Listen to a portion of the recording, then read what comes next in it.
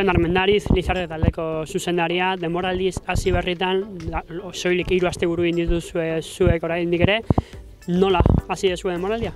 Bueno, sentsazio politak, ez? Talde txukuna dugu eta bueno, hasiera hau motza izan da, esan duzun bezala 2 aste bakarrik, baina bueno, sentsazio onak. Lizarte beti erreferentea da Euskal Tropelean. Bai, bueno, saiatuko gara, betikoa ongi egiten, ez? Gure egiteko modua da, eta gustatzen zaigu horrela jarraitza, eta saiatuko gara. Talde punta izan da, garaipenak bilatu behar dituzue, baina baita ere nazioarteko egutegia kanpora begiratu behar zu ere. Bai, saiatzen gara, egutegi kompleto bat egiten, ez? Hori txirrindularientzako hoberena da, ez bakarrik txirrindularitza honetan geratzea, eta horregatik saiatzen gara hori pixka bat irekitzea beste estatuetara, eta uste dugu ongi ateratzen dela.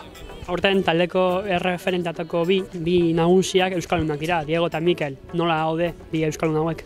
Bai, bi nafartarrak oso ongi, ez? Gogo askokin, lasterketa hau egiteko biak daude hemen, eta pausu bat eman dute aurtengorako, eta uste dugu ongi egongo direla. Mikel Retegi, Lizarte taldeko txirrindularia, denboraldia hasi berritan, Espainiako Kopa lehiatzen eta postu onak lortzen. Zer moduz hasi dezu denboraldia, Mikel?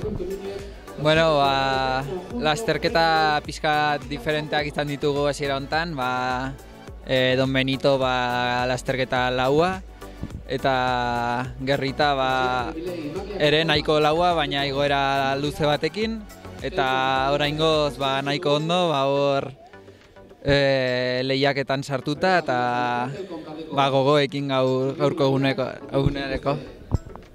Denboraldiko izen nagusietako bat izateko deitua zaude, zer moduz ikusi duzu zure burua? Bueno, gutxinaka ritmo gehiago hartzen, azkenean beste talde batzuk lasterketa gehiago egin dituzte eta gu orain hasi gara eta pixka bat nabaritzen da, baina hori ritmoa hartzen eta geroz eta hobeto. Helburua argi eta garbi Espainiako Kopa eta Nafarroako itzulea izango dira, ez? Bueno, helburu politak dira, baina ezakit oraingoz saiatzen ari gara, baina asko geratzen da eta ezakigu nora eramango gaituen lasterketa hauek. Denboraldia hasi berritan eta beti Lizarte punte esan behar du Euskal Errepideetan. Zer moduz hasiko denboraldia? Bueno, ongi hasi gara ez, orain 2 karreretan banatu gara, 2 aste hauetan, Kopan eta Euskal Herriko karreretan, eta nahiko ongi hasi gara, momentuz, ongi.